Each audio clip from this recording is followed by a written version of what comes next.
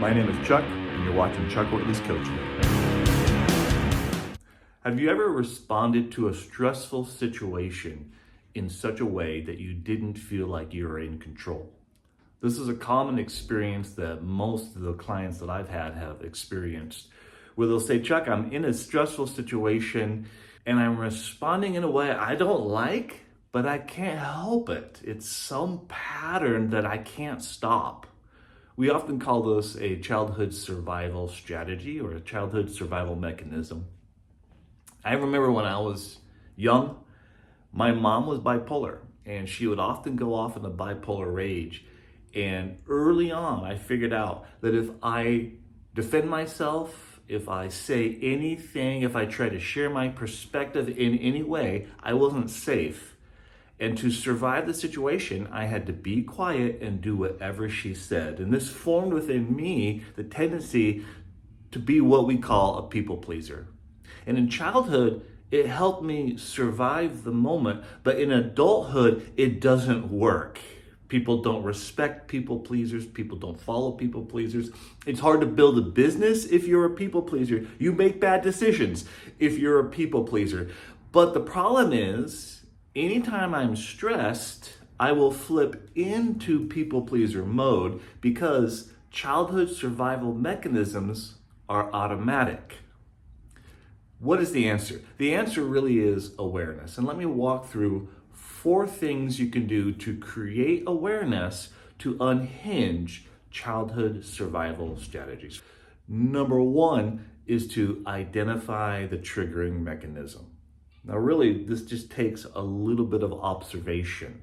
Number 2, you have to identify and feel the emotional needs. Survival strategies are designed to meet a need. The common needs are safety, security, love. For some people, it is anytime their voice isn't heard, a survival strategy will kick in. A lot of these needs are emotional needs. They're not logical needs. They're childhood needs that still exist within us as adults. And they're legitimate needs. You can't say, I don't need to meet that need. You still long for safety and security and love.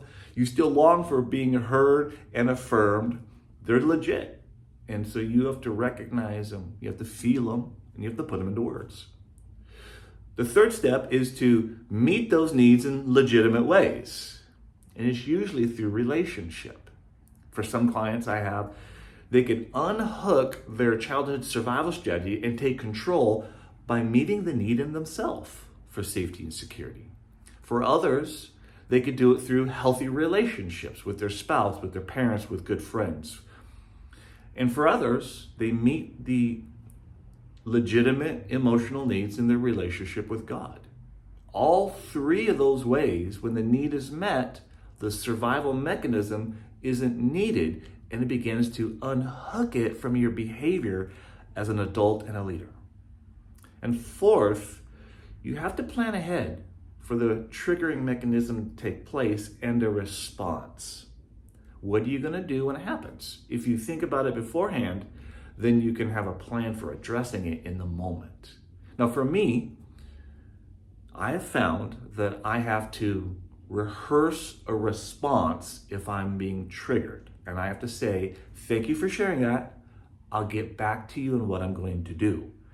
If I respond in the moment with a decision, it's usually from the people pleaser perspective, and that doesn't work.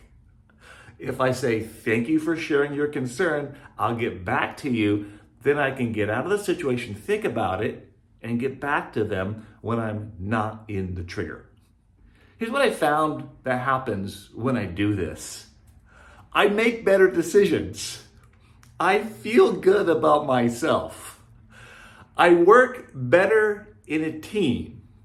And I'm convinced that if you try these 4 things to disconnect childhood survival strategies, that you're going to get the same result. I want you to try this. I want you to get back to me in the comments below in how well they work, or if there's a struggle in any piece of this.